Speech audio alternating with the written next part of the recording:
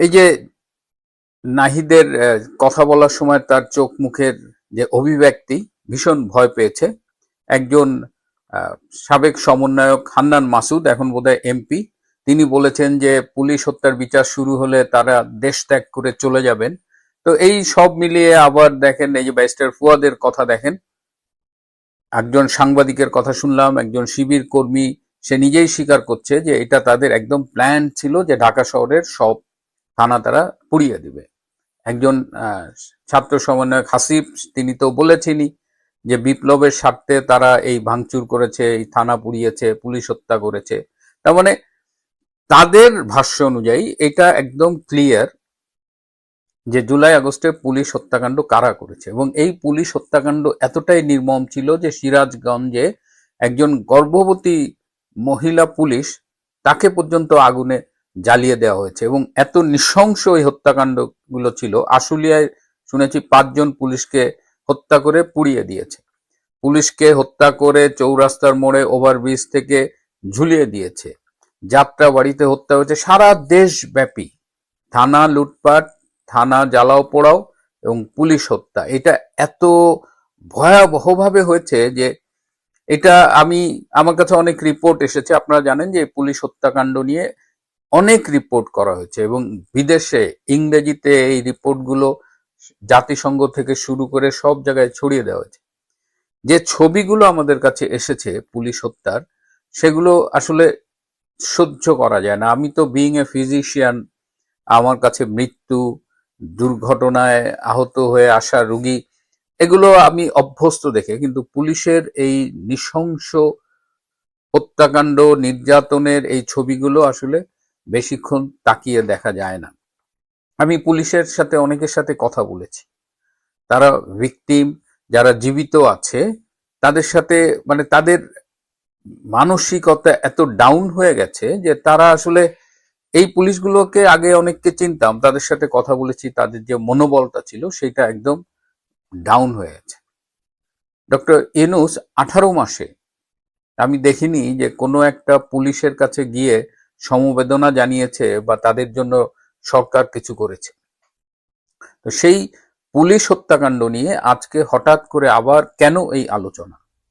কেন বিএনপি সরকার বলছে যে পুলিশ হত্যার তদন্ত হবে এবং তদন্ত শেষে ডেফিনেটলি বিচার হবে? বিএনপি কি আসলেই মিন করছে, নাকি এটা তাদের পলিটিক্যাল স্ট্যান্ডবাজি? তারা কি এই কথা বলে জামাত, এনসিপি এদের চাপের মুখে রাখতে চাইছে? কারণ এনসিপির নেতারা অভিযোগ করেছে যে এই হত্যাকাণ্ড, এই পুলিশ হত্যাকাণ্ডের সাথে নাকি বিএনপিও জড়িত। আবার একজন দেখলাম প্রবাসী বোধহয়, তিনি গাড়িতে চড়ে চড়ে সরকারকে বলছে যে না, এই বিচার করবেন না, করবেন না, করবেন না। আমি জানি না সেই তরুণীটি কে বা তার এত ক্ষমতা কোত্থেকে আসে যে তিনি সরকারকে বলছেন যে বিচার করা যাবে না। তো এই ঘটনাগুলো নিয়ে এখন আলোচনা হচ্ছে। আমরা এই দেশে রাজনীতি দেখেছি যে একটা বিষয় থেকে চোখ সরানোর জন্য আরেকটা বিষয় এনে সামনে দাঁড় করানো হয়। তো পুলিশ হত্যার বিচার কি সেরকম কিছু কিনা সেটা নিয়ে সন্দেহ আছে। কিন্তু পুলিশকে যদি ফুললি ফাংশনাল করতে হয় বাংলাদেশে, পুলিশ গত 18 মাসে যে পারফর্ম করেছে সেটা তাদের আসলে রেগুলার পারফরমেন্স না। তো পুলিশকে মানসিকভাবে চাঙ্গা করতে হলে এই হত্যার বিচার করতেই হবে। যতদূর জানি যে ইতিমধ্যে পুলিশের পক্ষ থেকে বিএনপি সরকারকে জানিয়ে দেওয়া হয়েছে যে তারা পুলিশ হত্যার তদন্ত এবং বিচার চায়।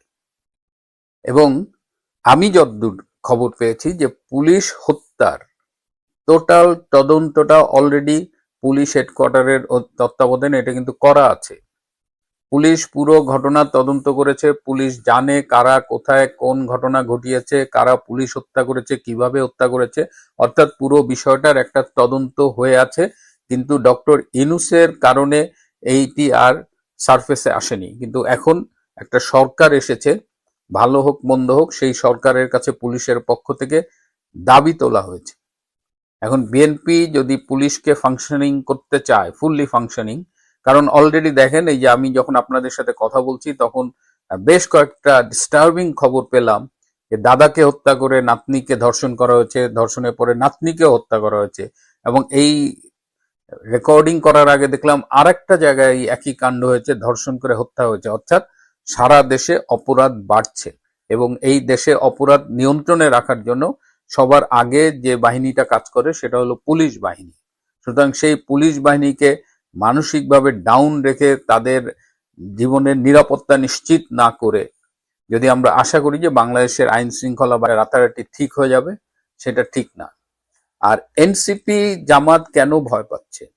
তাদের স্টেটমেন্ট আছে তারা হত্যায় জড়িত ছিল এই কারণে, না কি এটা এটা আমাদের একটু জানতে ইচ্ছে করে। এবং আমি আগাম কিছু বলতে চাই না, আমি চাই পুলিশ হত্যার তদন্ত হোক, যারা প্রকৃত অপরাধী তাদের আইডেন্টিফাই করা হোক।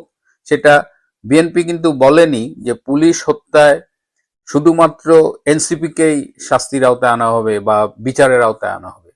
বিএনপি সরকার বলেছে পুলিশ হত্যার তদন্ত হবে এবং বিচার হবে। কিন্তু ঠাকুর ঘরে কে আমি কলা খাই নেওয়ার মতো এনসিপি কিন্তু আতঙ্কিত হয়ে উল্টাপাল্টা বলা শুরু করছে, একদম এনসিপির এ টু জেড। আবার জামাতও দেখি এনসিপির সমর্থনে কথা বলছে। কেন? আমরা একটা ফেয়ার ট্রায়াল চাই।